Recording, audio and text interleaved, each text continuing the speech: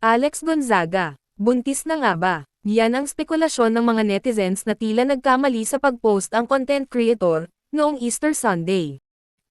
Sa unang post ng aktres, anya, "Thank you Jesus for this little life that we have together. Thank you for your grace, trials, favor and blessings. You have risen." Ilang saglit lang ay binura niya ang little, na nagpapahiwatig sa pagdadalang taon niya. Pero marami ang naka-screen grab sa naturang post ni Alex. Napansin din ng mga netizens, na hindi na siya masyadong malikot habang nagva-vlog. Kasalukuyan, halos nakaupo lang siya sa kanyang contents. At napansin din ng mga netizens, na tila matagal nang nakafilm ang iba niyang posts. Bukod pa riyan, medyo may bilbil na si Alex, at pansin na rin ang kanyang puson. Ayon pa sa ibang mapang matiyag na taga-subaybay niya, ay hindi na raw nagsusuot ng fitting na pang-itaas si Alex. Napapansin din ng mga netizens na nagkatimbang raw si Alex. Mukhang namanes ang mukha, at medyo may kakaiba sa kanya. Hindi raw nila mapigil ang tumingin sa tiyan ni Alex. Noong nakaraang kaarawan niya sa Enero, nagpipigil sa galaw ang TV host actress.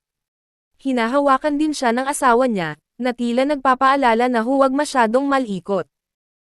Kitang-kita din raw na minsan nakakalimutan ni Alex, at bigla na lang mapahinto. Ika nga old habits die hard. Gayunpaman, masaya ang publiko kung sakaling buntis na nga siya. Matagal din naghintay ang mag-asawa. Maraming din silang niluha sa kada makunan si Alex.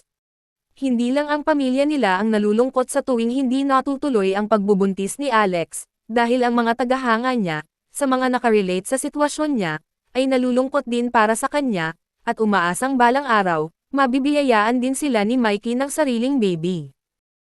Dahil kitang-kita naman kung gaano kalapit si Alex sa mga pamangkin niya.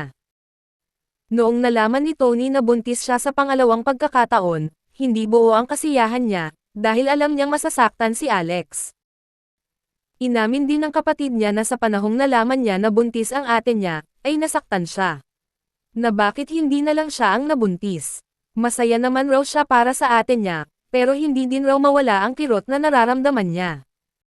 Bukod sa natural way, ay sumailalim din ng in vitro fertilization o IVF si Alex. 3 beses na rin siyang nakunan. Una ay noong October 2021. Pangalawa ay October 2023, at panghuli ay December 2024.